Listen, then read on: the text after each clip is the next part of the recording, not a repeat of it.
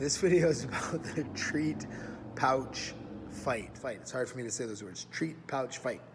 Anyway, the idea behind this thing is that with a toy, you can get a high level of drive out of a dog because they can put a lot of energy into getting their reward, right? So the typical mantra in the sport dog world is you'll get more performance or higher level of drive, better performance out of toy-based rewards than you will out of food-based rewards. Because with food, you eat, but with toys, you have to like smash around, you know?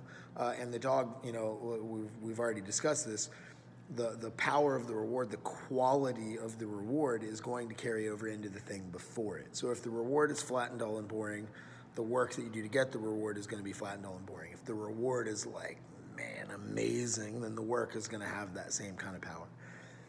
And so for food, you'll get dogs relatively drivey for food, but they can't really put power into it the way most people work with food. And so the work isn't that good. Now, with the treat chase game, you can get a fairly high level of enthusiasm for the work because there's more aspects of the play sequence instead of just consume. There's some stalking, there's some chasing, there's a little bit of fighting. You know, they drive in, you push, you know, you've already watched the videos. But this allows you to get a very, very high level of kind of the fight dial being spun just with food. And so I've never seen anything have enough or have the same amount of fight expression that is food based. Like there's some, you know, you can use a hide that is consumption is what gets them interested, but then they'll fight around for it, and that is similar. But that's still like, it's not food, they're not eating. You're trying to trick them into the idea of using consumption as a backdoor dial or toys that are stuffed with food. It's like you're using consumption as a backdoor way to get them to play on an object, but you're doing all that just to create fight out of the urge for consumption, if you understand the play sequence, or the predation sequence. This thing lets you make some fight for the food, right? Now, when to introduce this, right? So the idea basically, you take the pouch, you'll see it, you know, we'll make a video. You'll take the pouch, you let the dog eat out of the pouch, and then, you know, you say, leave it, and they know how to pop out. Yes, and they pop their head in and they eat out of the pouch. You can squeeze the side of the pouch and make it difficult for it to, for you to get it. You can actually physically push them out. You can make them miss. You can start to really get active and have them be physically driving into it to get it. And so in that way, you can make a high level of drive. I usually introduce it after level 2, so like level 3. Like if I'm playing level 3 and I'm creating pictures of obedience, I will also occasionally, without making pictures of obedience, play the treat pouch fight game. Like I'll play that game separated to teach them the skill, just like we've been playing toys separated to teach them the skill of fighting for the toy and then saying out, and they come off, and then yes, and they hit the toy again, right?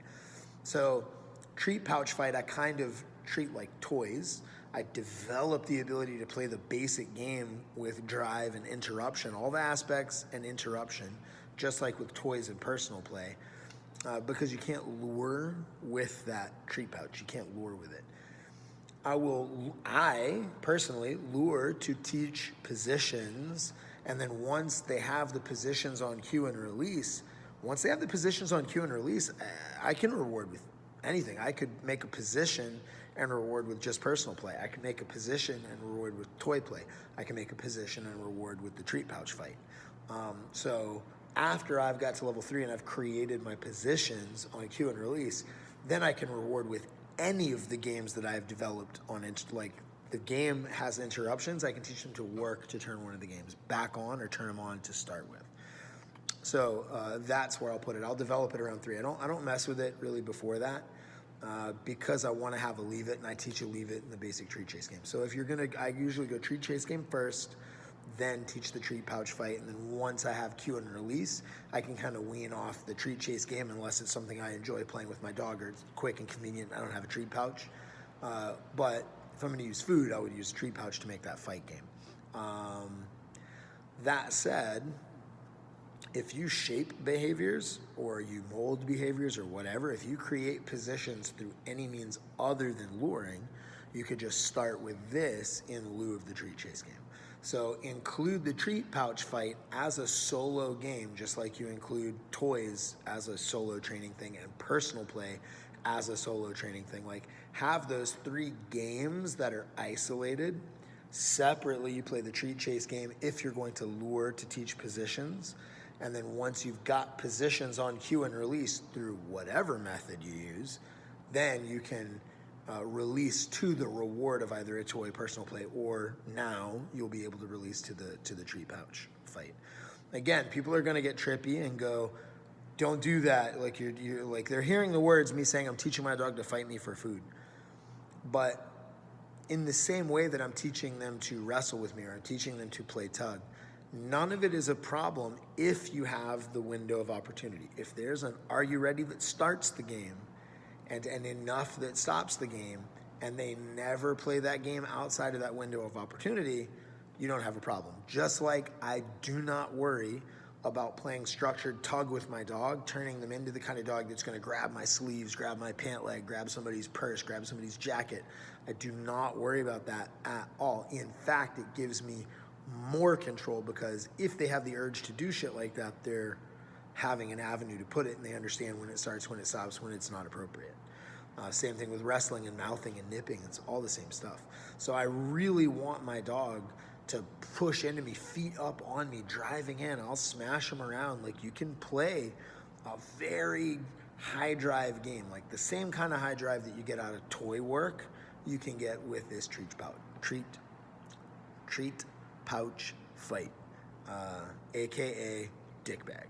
So anyway, let's take a look at a dog doing it.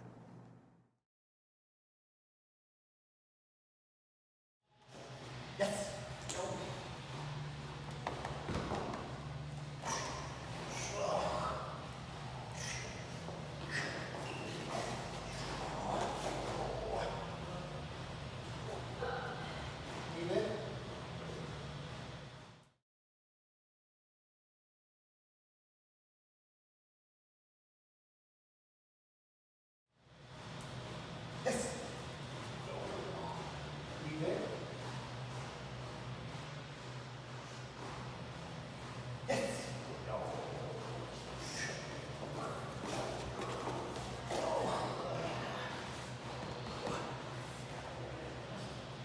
Enough.